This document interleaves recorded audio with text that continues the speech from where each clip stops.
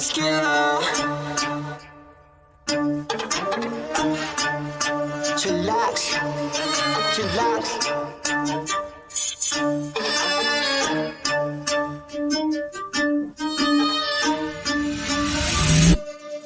Kapag si Tito Well nag-demo, kitang-kita mura presyo. Lahat kalidad, hindi invento, trabaho pero tao-tao. Bago ilabag dapat kalidad, di lang basta pamato. Lahat detalye makukuha, di lang basta panalo. Kapag si Tito Well nag-demo, kitang-kita mura presyo. Lahat kalidad, hindi invento, trabaho pero tao-tao. Bago ilabag dapat kalidad, di lang basta panalo. Lahat detalye makukuha, di lang basta panalo. Iniikot kahit malayo, basta matibay pandayo kung maghahanap ng... So hello mga ka-chillax, welcome to my YouTube channel. So kung bago pa sa YouTube channel, don't forget to like, comment, and subscribe.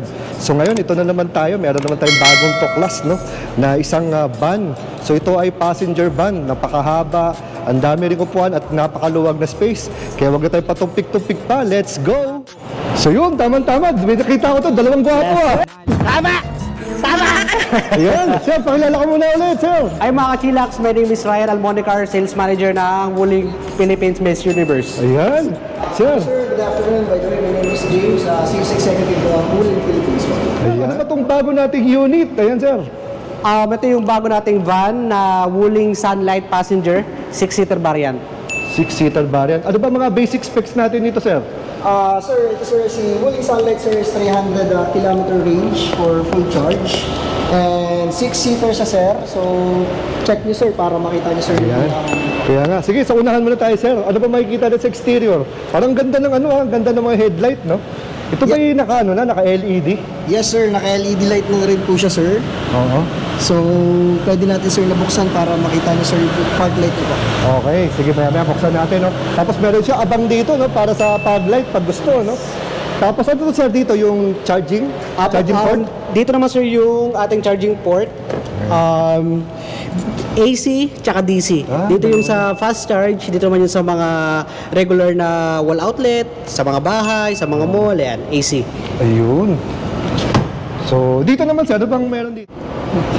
So nandito yung parang mga ano niya, no? Pinaka ano ng electric. So kung mapapansin nyo, meron siyang dalawang coolant. Ito is, yung isa is for the battery, and yung isa is para sa motor. Then, ito naman sir yung sa brake fluid niya po. So, sa wiper naman sir, ito naman yun sir. And then, as you can see sir, ito naman sir yung sa doming controller niya po. So, yan sir, kumbaga sir sa makina sir, yan po sir yung ECU. So, And dito? then, the 12 volts battery sir. Ayan, yun. Ayun. So sobrang basic lang niya. So less maintenance. Kaya nga, less maintenance talaga pag EV, no? Wala masyadong mga punuan, no? Tapos ano bang ano natin ito? Length, width, tsaka height. Dahil napakahaba eh, oh. Ang dimension nito is, sabihin ko lang sa feet. Sige, sige. Buong ano niya, ang gross niya sa haba is nasa 10 feet. Then yung net na nasukat niya from here to dulo is nasa 9 feet. 9 feet. Then yung taas niya, 5 feet. Yung lapad is 4 feet. Ayun. Yes. Ano naman, sir, yun? Sukat ng gulong natin, sir? Ang gulong natin is R15 195 by 70. Yes. So, very common siya sa mga tire shop. So, di mahirapan maganap. Yun, sir, since na ano to, no, na mahabang sasakyan at mukhang maraming naisasakay, tsaka pwedeng loadan din, no? Ano ba ating suspension nito? Parang may nakita ko, parang may lip spring sa yan. Yes, naka-lip spring pa po siya. So, molye pa po yung ano niya. Molye, sa likod, no? So, ibig sabihin, pagka molye kasi, pwede mong Dagdagan pa. no? Yes. Saka pwedeng sakyan ng sakyan. Dahil mas matibay yun eh. Kumpara sa yung shocks lang. Yes. Yun. So, naka-design talaga siya pang kargahan. Kargahan. Bukod sa pang family business. Oo. Sige, sir, tingnan natin yung likod. Yan, sa likod naman, kung mapapansin nyo, meron siyang pwedeng buksan yung dalawang Ayun, likod. dito ang buksan sa likod, no? Dito, yan, nasa side. Ayun, sa side. And ang maganda pa sa Sunlight na to is meron siyang lock. So,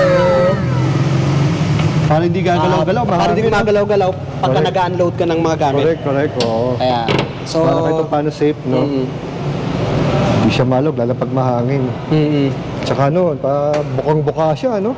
Yes. Kung mapapansin nyo sir, mas malawak siya sir, kumbaga, mas mataas sir yung sa headroom niya sir. Oo. So mataas siya, tsaka mahaba. Oo. So kung Dalawa sir yung pwedeng maging purpose sir sa kanya. Pwede sir na pang pamilya, pwede din sir na pang business kasi yung mga upuan niya naman sir is removable naman po. So pwede niyo tanggalin sir. Ang advantage nyo kasi dyan sir, dalawa sir yung pwede niyo maging option. Pwede niyo pang pamilya or kung gusto niyo sir na mag out of town. So meron naman yan sir pwede naman siya sir na ipa 14-seater naman po. So optionable naman po siya sir. Oo.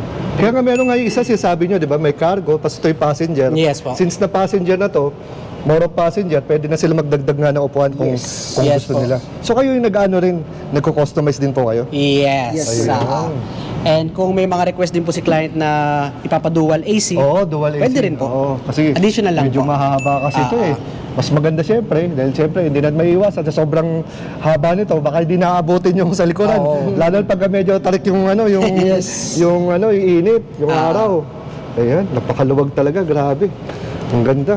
So ito pala yung susi niya sir, no? So ito yung with alarm, no? Kasi so ito yung di susi pa, then with alarm. Ayan. So unlock and unlock. Tapos may spare key, no? Yes po. Yan. So dito sir, so pansin ko sir dito sa kanyang driver door, no? Wala yung pindutan sa power window. Yes sir. As you can see sir, dito siya sir sa may gitna. Ayun, nandiyan pala sa gitna. Dito siya sir sa Ayun. gitna. May bulsa dito. Yes, and then dito Lubog na rin dito. sir yung speaker niya. May speaker. That's a lot. Oo. Dito sir, pati may E, saka S, no? So, Eco Sports ba yan? May eco and normal and sports mode po siya sir. Tatlo. Yes po, tatlo siya sir. So pagka binuksan natin to, makikita niyo sir dito sir sa screen. And then ito naman sir sa tire pressure monitoring po. And then ito naman sir sa LED kung gaano sir kataas, aircon. And also sir, dito naman sir, hindi naman siya sir ganun kumbaga technical. So mas madali po siya sir na gamitin. So buksan ko po siya para makita niyo. Okay, yun. So merong logo ng ano, no, ng huling. Yes. So dito sir makikita niyo sir. Sa ngayon sir naka-Chinese pa siya pero yung mga darating natin sir is English na po. So dito po may makikita niyo sir kung nagre-regenerative po sir yung So hindi to ano, no, hindi to tachometer. Ito ay ano, ito pala yung meter para sa kuryente. Regenerative po siya sir. Regenerative so, din. kapag sir nagbe-brakes po kayo or kaya pababa, so nagka-charge po siya. So dito sir makikita niyo sir yung kilometer range nung kaya niyo pang mapuntahan, 105 kilometer range and 36% naman sir yung battery niya. So dito naman sir, ito sir yung speedometer niya na talaga. So ito naman po, so basic, ito sir yung hazard, aircon, so pwede natin buksan. Bali sa net load naman po is 1,249 and ang maximum power nitong Nissan Light is 60 kilowatts yung power ng motor niya. And then sa battery capacity is 41.9 kilowatts.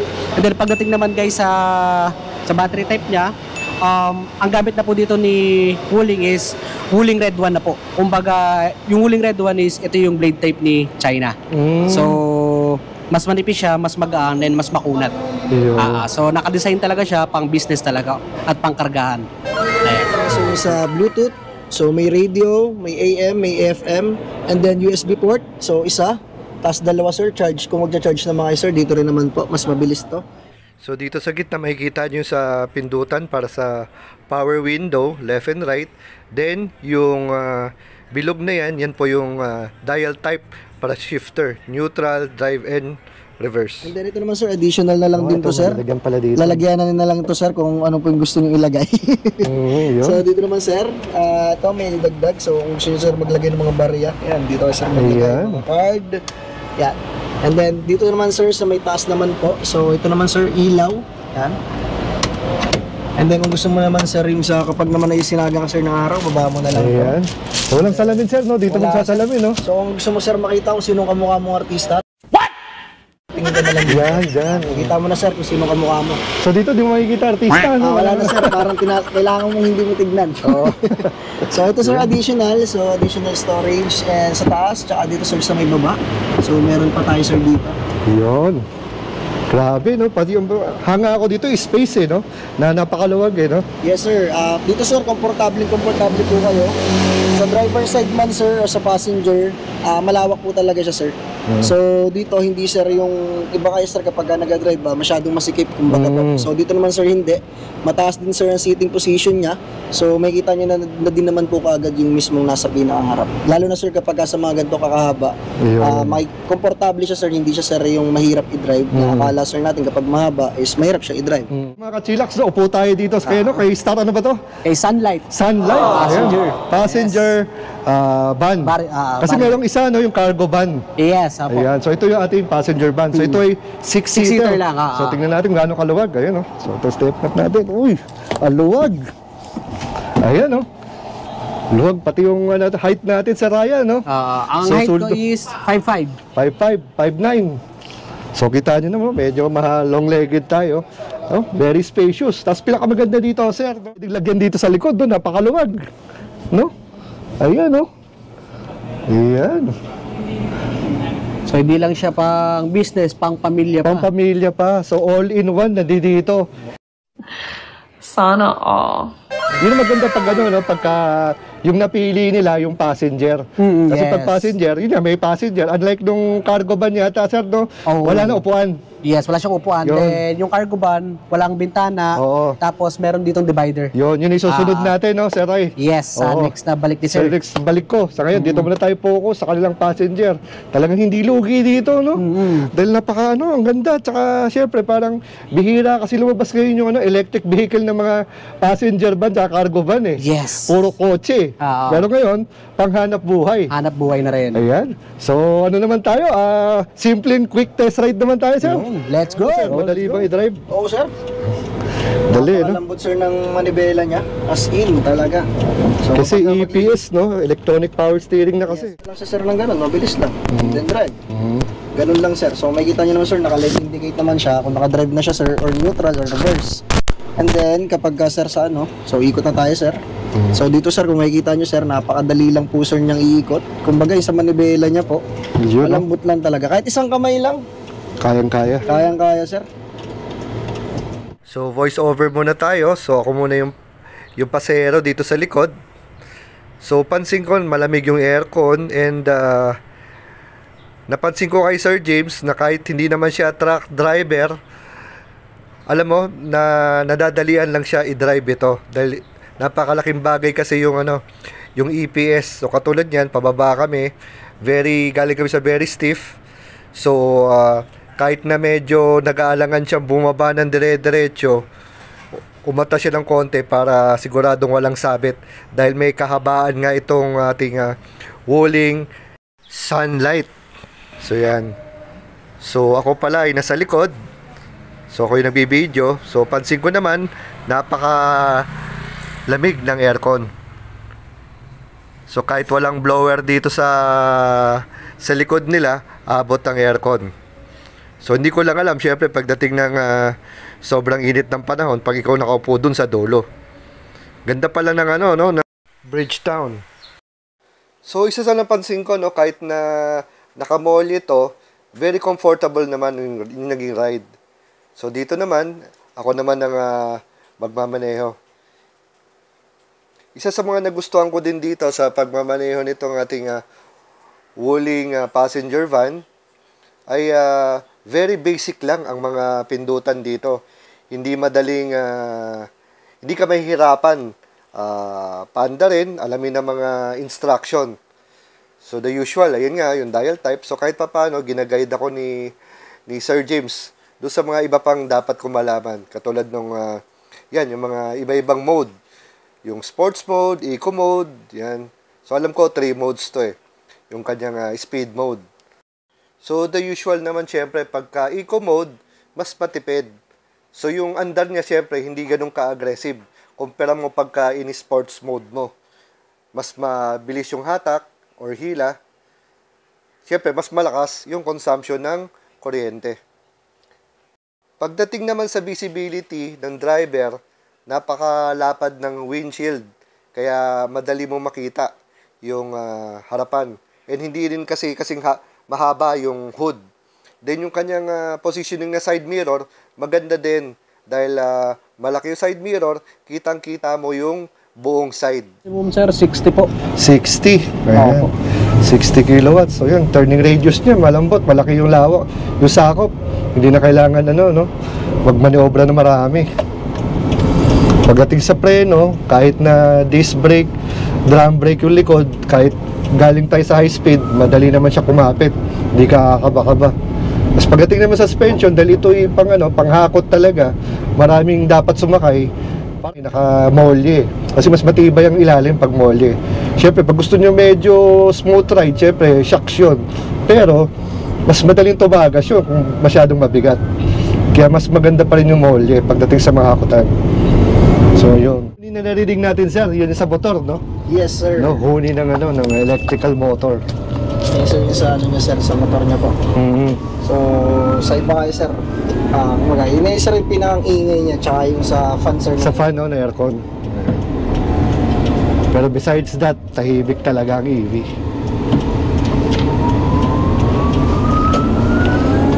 So ngayon, masubukan natin yung paakyat. Paakyat, sir. No. So, testingin natin to, sir, sa parking. Para alam natin, sir, na malakas talaga siya. Oo, dahil to medyo maano rin yan. Yung building nyo dito, no? Medyo matarik din eh. Matarik talaga, sir. Dito yung isa pang nyo, no? Upcoming showroom nyo. Yes, po. Dito sa Bridgetown. Ayun, ganda. Yes. Ganda ng lugar dito, mga kachilax, oh.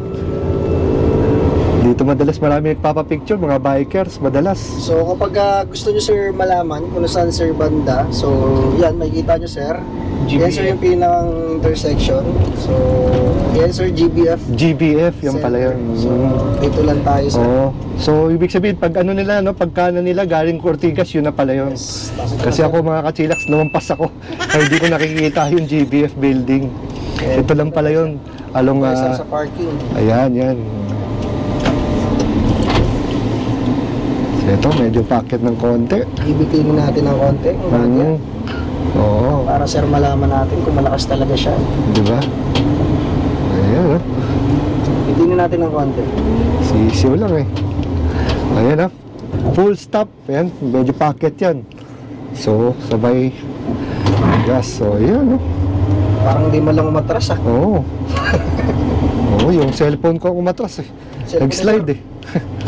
Ayan, Mahina lang sa tansyahan nyo nagdadrive. Nakakakaba kaya? Ang liit, ang haba nito eh. Ayan. Bitin. Ayan, bitin ha. Oo. And then, Ayan, kaya naman. Hindi pa ako nag-ano yan, pero gapang lang talaga gawin. Oo. Para malaman natin na malakas talaga siya. From full stop, no? Yes po. Sisiw na sisiw lang. Sir, yung mga gustong pumunta dito, pwede ba sila mag-park dito? Yes po. Pwede naman sila, sir, na mag-park. Sabihin Oo. lang nila, sir, sa huling po sila, sir, for checking. But, kailangan natin, sir, for schedule. Kasi For schedule. dito po, makikita nyo naman, sir, yung number namin, tsaka yung pangalan namin, James Now and Ryan Almonicar. Dito, sir, kasi is for schedule po, sir, ang test drive. So, pinifinish pa po kasi yan, sir, sa ngayon po.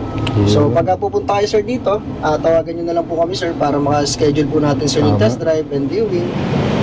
So ito, sir, may mga charging station tayo dito sa building na to, no? Yes. Ayan. Sir, ito para may insert Outlet coin. siya, At may insert coin, may bayad. Yes, ito po, may bayad to. Pwedeng may bayad, no? Oo. So pwede sila mag-charge dito sa building na to. Ayan. Tapos dito naman, sir, anong pagkakaiba nito? Sir, mga AC, no? Yes po. Maximum is 32 ampere po. 32 amperes Yes ang po. maximum. Ayan. May card kasi yan, pagka Dito sa building na to, no? Katulad Yes yan, po. may mga private Charge. dito na na may EV, pwede sila maki-charge, no? Yes po, apo. Yan, Sa dyan. mga willing owners po, you are more than welcome po na mag-charge dito sa building na to. Ang maganda dito, hindi isa, dalawa kundi ang daapang na dito. Pagka open ng pag open na tong Bridgetown showroom nyo, ayan ang daming pwede pag-charge dito. Ayan. Din ito, parang wuling din, sir, ang cute, no? Mini. Yes po, ayan po si E10. Itin? Apo, E10 model. Ayan, pero wala pa tayong for sale dyan, no? Wala pa. Service lang yan. Apo. So ito yung ating bilag, ganda, oh. Starlight. Ito yung mga model natin, Starlight. Wow, Ito yung puro sample Starlight. ng mga charger natin, wall charger natin yan. Wall charger na So, rolling. nasa 15 slots siya, lahat-lahat. Oh. So, yan. Ayun. So, once ma-open yung showroom natin, pwede kayo mag-charge dito. Sir, ang pinakakantay na lahat, magkano SRP natin ito? SRP, 1,083,000 lang siya. Yan. So, may discount pa yun guys sa mga magka-cash or PO na transaction. Ayun.